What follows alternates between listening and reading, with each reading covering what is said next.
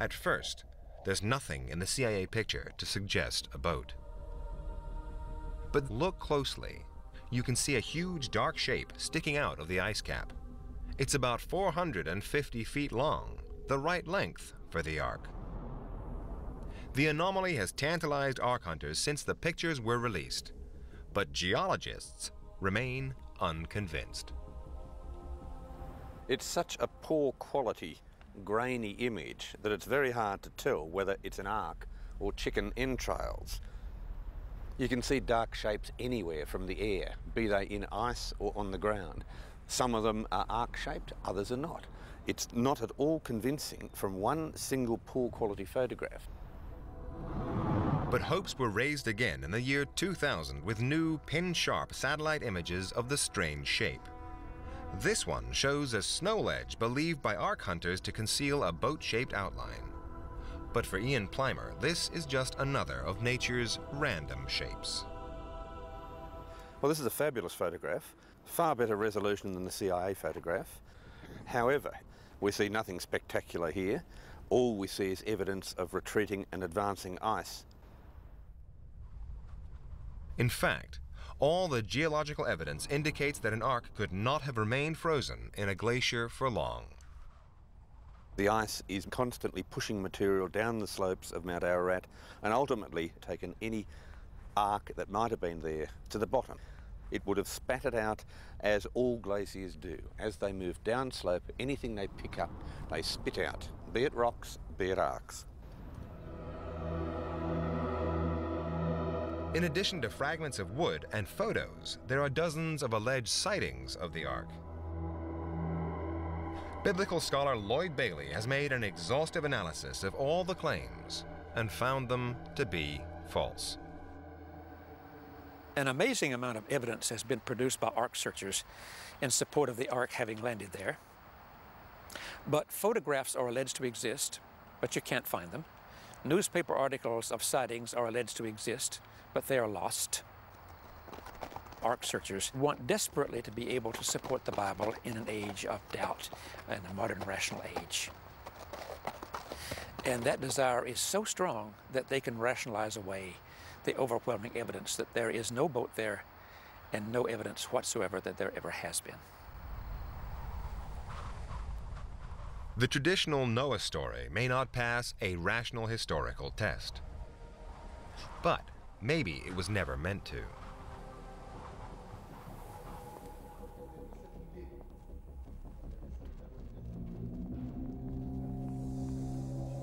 Biblical scholars, using clues in the language used by the Bible, are agreed that the story of Noah was physically written down in the 6th century BC.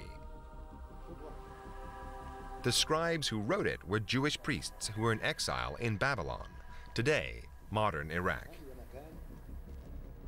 Maybe they sat down one day to make up a cautionary tale about what happens when people disobey God. But it's said that all stories have some seeds of truth. Maybe the Noah story is an exaggeration, an embellishment of something that really happened.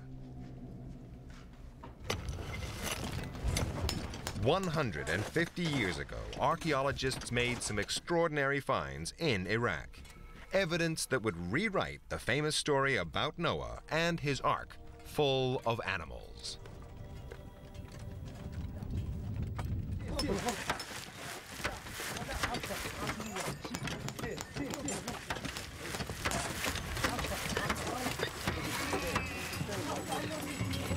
In 1851, British archaeologist Sir Henry Layard explored the ruins of the Babylonian Library of Nineveh.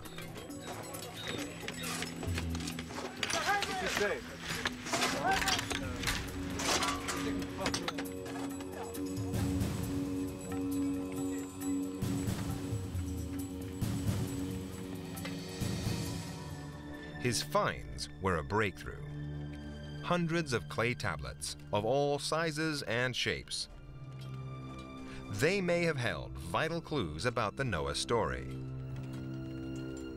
The trouble was, Sir Henry couldn't decipher the ancient Babylonian script. So he packed the tablets and sent them off to London to the British Museum to be deciphered by experts.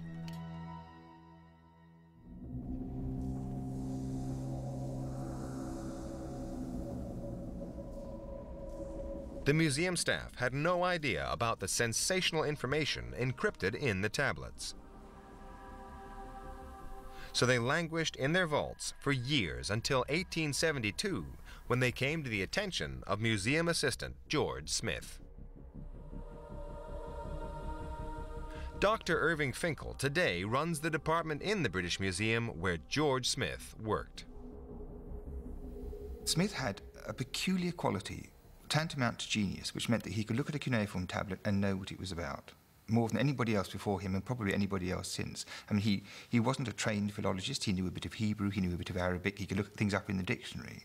But he just had this amazing quality that he could look at a bit of clay which to everybody else looks like a dog biscuit and know what the words meant. And he was the person in our department who read about the flood for the first time. What George Smith discovered among the tablets was an ancient story about a great flood, the Epic of Gilgamesh. It was a breakthrough Smith himself could barely comprehend.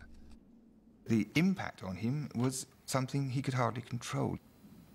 He dropped the tablet back into the tray like this and started to run around the room holding his head and making funny noises, and according to the narrative which is recorded, he started even to take his clothes off in his agitation, because he was the first person after all that time to read this funny writing and see that there was, to all intents and purposes, the text that everybody knew from the Bible, and it was just too much for him to tolerate. He just nearly went crazy.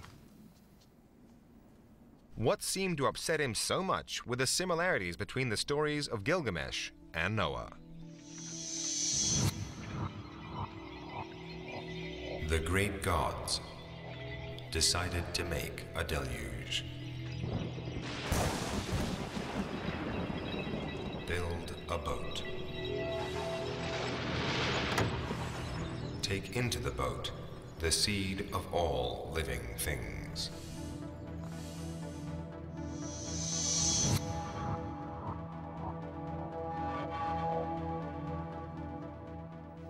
Irving Finkel has a theory why George Smith behaved so oddly that fateful day. The sheer excitement might have triggered some sort of brain seizure. I was reading something about the history of epilepsy where this phenomenon was described as a particular kind of epilepsy, making this funny noise and trying to disrobe yourself in the agitation of having an epileptic fit of some kind. And it did occur to me to wonder whether the shock that hit him, the real shock, might not have triggered something of that kind.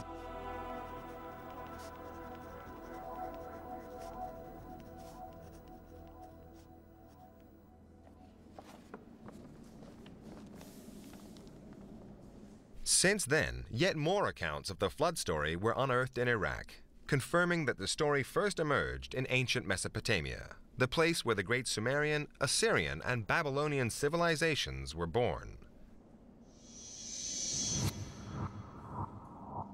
The ancient flood stories had different names and were written at different times. But they all pointed to a common ancestor composed some 5,000 years ago. One original story about a disastrous flood. It is very likely that the biblical story has a Mesopotamian prototype because they are so similar. In both cases, the gods decide to destroy the human race. They do so by a great flood. One family survives in a boat. They take on board animals.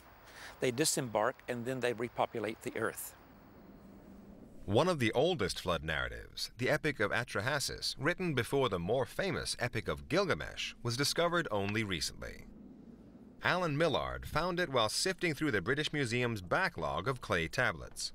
It made him wonder, perhaps the Bible never meant a global deluge. The ancient Hebrew language has one word for land and country and earth, and it's easy to suppose that means the whole earth, but it certainly need not. And I think that it was a local flood that is described there. The discovery of these older versions of Noah's story raised a tantalizing possibility. What if they had been inspired by an actual flood? Not a global deluge, but a regional flood in Mesopotamia. In the 1930s, archaeologists returned to Iraq to find